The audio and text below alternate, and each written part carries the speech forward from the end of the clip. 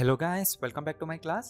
So ಈ ಕ್ಲಾಸ್ನಲ್ಲಿ ನಾನು ನಿಮಗೆ ಪ್ಯೂರ್ಲಿ ಟು ಬಿನ ಹೇಗೆ ಸೆಂಟೆನ್ಸ್ನಲ್ಲಿ ಯೂಸ್ ಮಾಡಬೇಕು, ಟು ಬಿ ಜೊತೆ ಪಾಸ್ಟ್ ಪಾರ್ಟಿಸಿಪಲ್ ವರ್ಬ್ ಹಾಕಿ ಹೇಗೆ ಸೆಂಟೆನ್ಸ್ನಲ್ಲಿ ಯೂಸ್ ಮಾಡಬೇಕು, ಯಾವ ಸಿಚುವೇಶನ್ ಏನು ಮೀನಿಂಗ್ ಕೊಡುತ್ತೆ ಅನ್ನೋದನ್ನ ಪೂರ್ತಿಯಾಗಿ ಹೇಳ್ಕೊಡ್ತಾ ಇದ್ದೀನಿ.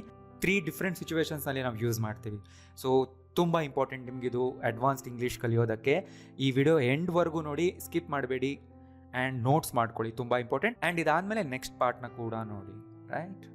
ಸೊ ಒಂದು ವಿಷಯ ನೆನ್ಪಿಟ್ಕೊಂಬಿಡಿ, ಟು ಬಿ ಜೊತೆಗೆ ಪಾಸ್ಟ್ ಪಾರ್ಟಿಸಿಪಲ್ ವರ್ಬ್ ಬಂದರೆ ಒಂದು ಸೆಂಟೆನ್ಸ್ನಲ್ಲಿ ಅದು ಪ್ಯಾಸಿವ್ ಮೀನಿಂಗ್ ಕೊಡ್ತಾ ಇರುತ್ತೆ. ಅಂದರೆ ಸಬ್ಜೆಕ್ಟ್ ಏನು ಕೆಲಸ ಮಾಡ್ತಿರಲ್ಲ, ನಾವು ಮೆನ್ಷನ್ ಮಾಡಿರೋ ಸಬ್ಜೆಕ್ಟ್ ಮೇಲೆ ಆ ಕೆಲಸ ಆಗ್ತಿರುತ್ತೆ. ಈ ಒಂದು ಪಾಯಿಂಟ್ ಯಾವಾಗಲೂ ನಿಮ್ಮ ತಲೆ ಒಳಗೆ ಇಟ್ಕೊಳ್ಳಿ. ಟು ಬಿ ಜೊತೆ ಪಾಸ್ಟ್ ಪಾರ್ಟಿಸಿಪಲ್ ವರ್ಬ್ ಬಂದರೆ, ಟು ಬಿ ಹಿಂದೆ ಮತ್ತೇನಾದರೂ ಬರಲಿ, ಈ ವಿಷಯ ನೆನ್ಪಿಟ್ಕೊಳ್ಳಿ. ಓಕೆ, ಇಲ್ಲಿ ನೋಡಿ, the room has to be clean before they arrive. ಈ ಸೆಂಟೆನ್ಸ್ನ ನಾನು ಲಾಸ್ಟ್ ಕ್ಲಾಸ್ನಲ್ಲಿ ನಿಮ್ಗೆ ಹೇಳ್ಕೊಟ್ಟಿದ್ದೆ. ಸೊ ಲಾಸ್ಟ್ ಕ್ಲಾಸ್ ನೋಡಿದ್ರೆ ನೀವು, ನೋಡಿಲ್ಲ ಅಂದರೂ ಕೂಡ ಈ ಕ್ಲಾಸ್ ನಿಮ್ಗೆ ಅರ್ಥ ಆಗೋದು ಕಷ್ಟ ಆಗುತ್ತೆ. ನೋಡಿಲ್ಲ ಅಂದ್ರೆ ಹೋಗಿ ನೋಡಿ, ನಾ ಇಲ್ಲಿ ಮೇಲೆ ಲಿಂಕ್ ಕೊಡ್ತಾ ಇದ್ದೀನಿ. ಇದ್ರ ಮೀನಿಂಗ್ ಏನು? ಅವ್ರು ಬರೋದಕ್ಕಿಂತ ಮುಂಚೆ ರೂಮ್ ಕ್ಲೀನ್ ಆಗಬೇಕು. ಇಲ್ಲೂ ಪ್ಯಾಸಿವ್ ಮೀನಿಂಗ್ ಕೊಡ್ತೀವಿ, ರೂಮ್ ಕ್ಲೀನ್ ಆಗಬೇಕಾಗಿದೆ ಅಂದರೆ you have to clean the room, she has to clean the room, somebody has to clean the room. So ಈ ಸೆಂಟೆನ್ಸ್ ಡ್ಯೂಟಿ, ಒಬ್ಲಿಗೇಷನ್ನ ತುಂಬ ಸ್ಟ್ರಾಂಗ್ ಆಗಿ ಹೇಳುತ್ತೆ. ಕಂಪಲ್ಸರಿ ಇದೆ, ಮಾಡಲೇಬೇಕು ಅನ್ನೋದನ್ನು ಹೇಳುತ್ತೆ. ಇದನ್ನು ಈ ಥರನೂ ಹೇಳ್ಬೋದು, the room is to be cleaned before they arrive. ನೋಡಿ, ಹ್ಯಾಸ್ ಟು ಬಿ ಜಾಗದಲ್ಲಿ ಈಸ್ ಟು ಬಿ ಹಾಕಿದ್ದೀನಿ ಅಷ್ಟೇ. ಎರಡೂ ಸೆಂಟೆನ್ಸ್ಗಳ ಮೀನಿಂಗ್ ಸೇಮ್ ಇದೆ. But the room is to be cleaned ಅಂತ ಹೇಳಿದ್ರೆ ಸ್ವಲ್ಪ ರೆಸ್ಪೆಕ್ಟ್ಫುಲ್ ಆಗಿ ಹೇಳ್ತಾ ಇದ್ದೀವಿ ಆ್ಯಂಡ್ ಪೊಲೈಟ್ ಆಗಿ ಹೇಳ್ತಾ ಇದ್ದೀವಿ. ಹ್ಯಾಸ್ ಟು ಬಿ ಜಾಸ್ತಿ ಕಂಪಲ್ಷನ್ ಮೇಲೆ ಸ್ಟ್ರೆಸ್ ಆಗುತ್ತೆ, ರೈಟ್? ಆ ಕೆಲಸ ಕಂಪಲ್ಸರಿ ಆಗಲೇಬೇಕು ಅನ್ನೋ ಮೀನಿಂಗ್ ಕನ್ವೇ ಆಗುತ್ತೆ ಆ್ಯಂಡ್ ಅದು ತುಂಬ ಸ್ಟ್ರಾಂಗ್. ಬಟ್ ಅದರ weaker form is to be, ಇದು ತುಂಬ ರೆಸ್ಪೆಕ್ಟ್ಫುಲ್ ಆಗಿರುತ್ತೆ, ಪೊಲೈಟ್ ಆಗಿರುತ್ತೆ. ಸೊ ಗೊತ್ತಾಯ್ತಲ್ಲ ಡಿಫ್ರೆನ್ಸ್? ಸಬ್ಜೆಕ್ಟ್ ಜೊತೆ is to be, am to be, are to be ಹಾಕ್ತೀವಿ. ಪಾಸ್ಟ್ ಇದ್ರೆ ವಾಸ್ ವರ್, ಮತ್ತು ಫ್ಯೂಚರ್ಗೆ again is, am, are, to ಬಿನೇ ಯೂಸ್ ಮಾಡ್ತೀವಿ ಫ್ಯೂಚರ್ಗೂ ಕೂಡ, ರೈಟ್? ಈ ಸ್ಟ್ರಕ್ಚರ್ ನೆನ್ಪಿಟ್ಕೊಳ್ಳಿ. ಸರಿ, ಗೊತ್ತಾಯ್ತು. ನಾನು ನಿಮಗೆ ಹೇಳಿದ್ದೆ ಇದು ಪ್ಯಾಸಿವ್ ಫಾರ್ಮ್ನಲ್ಲಿದೆ, the room has to be cleaned. ಇದರ ಆಕ್ಟಿವ್ ಫಾರ್ಮ್ ಏನು? Somebody has to clean the room ಅಲ್ವಾ? ಅಂದರೆ ಸ್ಟ್ರೈಟ್ ಆಗಿ ಹೇಳ್ಬಿಡೋದು, ಅದು ರೂಡ್ ಆಗಿದ್ರೂ ಪರವಾಗಿಲ್ಲ, you have to clean the room, she has to clean the room ಅಂತ. ಅದೇ ಥರ ಟು ಬಿ ಪಾಸ್ಟ್ ಪಾರ್ಟಿಸಿಪಲ್ ಬರ್ತಾ ಇದೆ ಅಂದರೆ ಪ್ಯಾಸಿವ್ ಮೀನಿಂಗ್ ಕೊಡ್ತಿದೆ ಅಲ್ವಾ, ರೂಮ್ ಕ್ಲೀನ್ ಆಗಬೇಕಾಗಿದೆ ಅಂತ. ಹಾಗಿದ್ರೆ ಇದಕ್ಕೂ ಆಕ್ಟಿವ್ ಫಾರ್ಮ್ ಇದೆಯಾ? ಎಸ್ ಇದೆ. ಇಲ್ಲಿ ನೋಡಿ, I am to clean the room, he is to clean the room, she is to clean the room, you are to clean the room ಅಂತ ಹೇಳ್ತೀವಿ. ಟು ಬಿ ಬಂದು ಪಾಸ್ಟ್ ಪಾರ್ಟಿಸಿಪಲ್ ಬಂದರೆ passive voice, to base verb ಬಂದರೆ active form. So ಇದು same ರೂಲ್ನೇ follow ಮಾಡ್ತಿದೆಯಲ್ಲ, I have to do it, it has to be done. ಅದೇ ಥರ I am to do it, it is to be done, right? Simple. So ಈ ಕ್ಲಾಸ್ನ ನಾನು ಈ ವಿಡಿಯೋದಲ್ಲಿ ಹೇಳ್ಕೊಟ್ಟಿದ್ದೆ, ನೀವು ನೋಡಿದ್ದೀರಾ? ಈ ವಿಡಿಯೋ ನಂಬರ್ ನೋಡಿ, ಆಮೇಲೆ ಹೋಗಿ ಈ ವಿಡಿಯೋ ಕೂಡ ನೋಡಿ. ನಿಮಗೆ ಕನ್ಫ್ಯೂಷನ್ ಆಗ್ತಾ ಇದ್ರೆ, ಆರ್ ನಿಮಗೆ ಕೆಲವು ಎಕ್ಸಾಂಪಲ್ಸ್ ಕೊಡ್ತೀನಿ ನೋಡಿ. You are to arrive by 8:30, 8:30 ಒಳಗೇ ಬರಬೇಕು. ಇದನ್ನು ನಾನು ಯು ಹ್ಯಾವ್ ಟು ಅರೈವ್ ಅಂತಲೂ ಹೇಳ್ಬೋದು, ಬಟ್ ಅದಕ್ಕಿಂತ ರೆಸ್ಪೆಕ್ಟ್ಫುಲ್ ಆಗಿ ಹೇಳಬೇಕು ಅಂದರೆ, ಈಗ ನೋಡಿ, ನೀವು ಇದೇ ಸೆಂಟೆನ್ಸ್ನ ಬಾಸ್ಗೆ ಹೇಳಬೇಕಾಗುತ್ತೆ. ನಿಮ್ಮ ಬಾಸ್ಗೆ ನೀವು ಯು ಹ್ಯಾವ್ ಟು ಅರೈವ್ ಅಂತ ಹೇಳಕ್ಕೆ ಬರಲ್ಲ ಅಲ್ವಾ? ಸ್ವಲ್ಪ ರೆಸ್ಪೆಕ್ಟ್ ಕೊಡಬೇಕಂದ್ರೆ ಯು ಆರ್ ಟು ಅಂತ ಹೇಳಿ, right?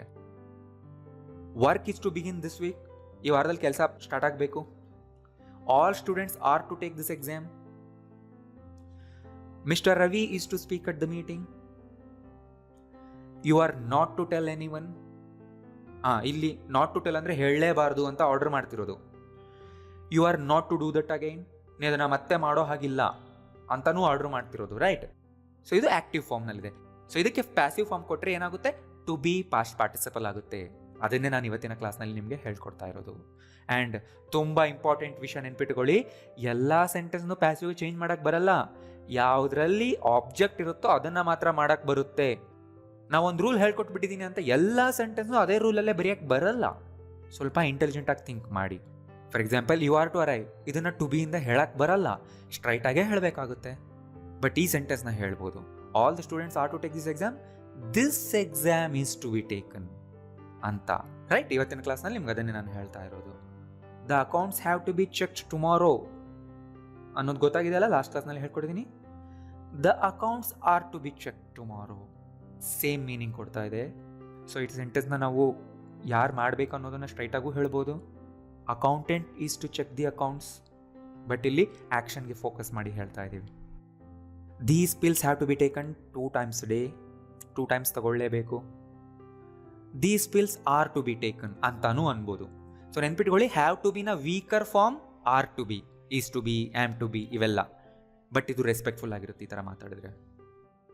This form has to be signed by your father. So ಇದಕ್ಕೆ ಟ್ರೈ ಮಾಡಿ. This form is to be signed by your father. ಹಾಂ, ಇಲ್ಲಿ ನೋಡಿ ಈಗ ಪಾಸ್ಟ್ ಟೆನ್ಸ್ ಬಂತು. PM's visit had to be cancelled. PM's visit was to be cancelled. ಅಷ್ಟೇ, simple. ಇಸ್ನ was ಮಾಡಿ. ಸೊ ಎಲ್ಲ ಸೆಂಟೆನ್ಸ್ಗಳಲ್ಲೂ ಆ್ಯಕ್ಷನ್ ಮೇಲೆ ಫೋಕಸ್ ಇದೆ, ನೆನ್ಪಿಟ್ಕೊಳ್ಳಿ ಅದನ್ನು. It had to be finished yesterday ಅಂದರೆ ಇದನ್ನು ನೆನ್ನೆನೇ ಮುಗಿಸ್ಬೇಕಾಯ್ತು ಅಂದರೆ ಮುಗಿಸಿದ್ದೀವಿ, ನೆಸೆಸಿಟಿ ನೆನ್ನೆ ಇತ್ತು. It was to be finished yesterday, ಇದನ್ನು ನೆನ್ನೆನೇ ಮುಗಿಸ್ಬೇಕಾಯ್ತು, ಸೊ ಮುಗಿಸ್ತಿದ್ವಿ. ರೈಟ್. ಸೊ ಗೊತ್ತಾಯ್ತಲ್ಲ, ಸೆಂಟೆನ್ಸ್ ಸ್ಟ್ರಕ್ಚರ್ ಈ ಥರನೇ ಇರಬೇಕು, ಫೋಕಸ್ ಎಲ್ಲ ಆ್ಯಕ್ಷನ್ ಮೇಲಿರುತ್ತೆ ಅನ್ನೋದು ಗೊತ್ತಾಯ್ತು. ಓಕೆ, ಈಗ ಯಾವ್ಯಾವ ಸಿಚುವೇಶನಲ್ಲಿ ಹೇಳಬೇಕು ಇಲ್ಲಿ ನೋಡಿ. ನಾವು ತುಂಬ ರೆಸ್ಪೆಕ್ಟ್ಫುಲ್ಲಾಗಿ, ಪೊಲೈಟಾಗಿ ಡ್ಯೂಟೀಸ್ನ ಹೇಳ್ತಾ ಇದ್ರೆ, ಯಾರು ಯಾವ ಕೆಲಸ ಮಾಡಬೇಕು, ಏನಾಗಬೇಕು ಅಂತ ಇದ್ದರೆ ಟು ಬಿ ಪಾಸ್ಟ್ ಪಾರ್ಟಿಸಿಪಲ್ನ ಯೂಸ್ ಮಾಡ್ತೀವಿ. ಇದು ಕೇಸ್ ನಂಬರ್ 1. ರೈಟ್. ನೋಡಿ ಇಲ್ಲಿ, she is to be contacted in case of an emergency ಅಂದರೆ ಅರ್ಥ ಏನು, ಪ್ಯಾಸಿವ್ ಮೀನಿಂಗ್ ಕೊಡ್ತಾ ಇದೆ. ಎಮರ್ಜೆನ್ಸಿ ಟೈಮ್ನಲ್ಲಿ ಆಕೆಯನ್ನು ಕಾಂಟ್ಯಾಕ್ಟ್ ಮಾಡಬೇಕು. Right.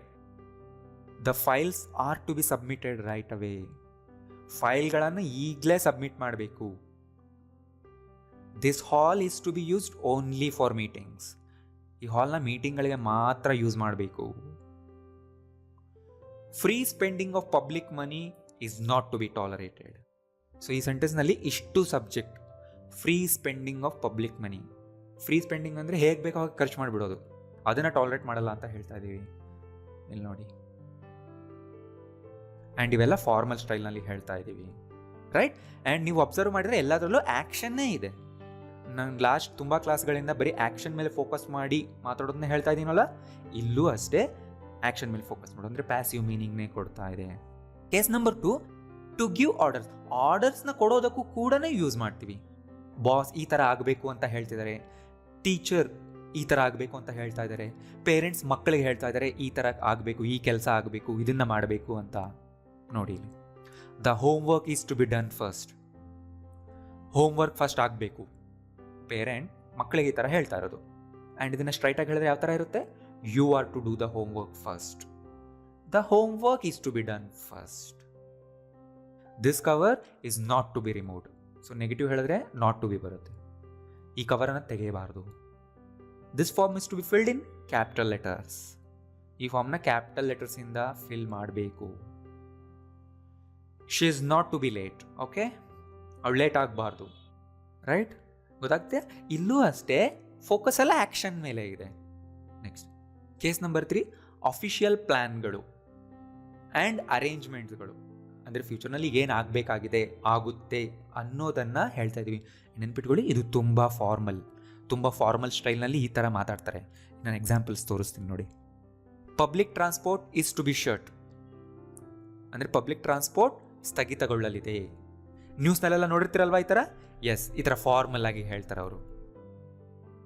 The case is yet to be decided by a judge. ಈ ಕೇಸ್ ಜಡ್ಜಿಂದ ಇನ್ನೂ ತೀರ್ಮಾನ ಆಗಬೇಕಾಗಿದೆ ಅಂತ ಹೇಳ್ತಾ ಇದ್ದೀವಿ. Markets are to be open from 7 to 10. ಬೆಳಗ್ಗೆ 7ರಿಂದ 9 ಓಪನ್ ಆಗಬೇಕಾಗಿದೆ. ಇಲ್ಲಿ ಓಪನ್ ಅನ್ನು ಅಡ್ಜೆಕ್ಟಿವ್ ಆಗಿ ಯೂಸ್ ಮಾಡ್ಕೊಂಡಿದ್ದೀವಿ. ಎಸ್, ಟು ಬಿ ಮುಂದೆ ಅಡ್ಜೆಕ್ಟಿವ್ ಬರ್ಬೋದು, ಯಾವ ಥರದ ಅಡ್ಜೆಕ್ಟಿವ್ ಆದರೂ ಯೂಸ್ ಮಾಡ್ಬೋದು. Any damage resulting from negligence is not to be ಕಾಂಪೆನ್ಸೇಟೆಡ್.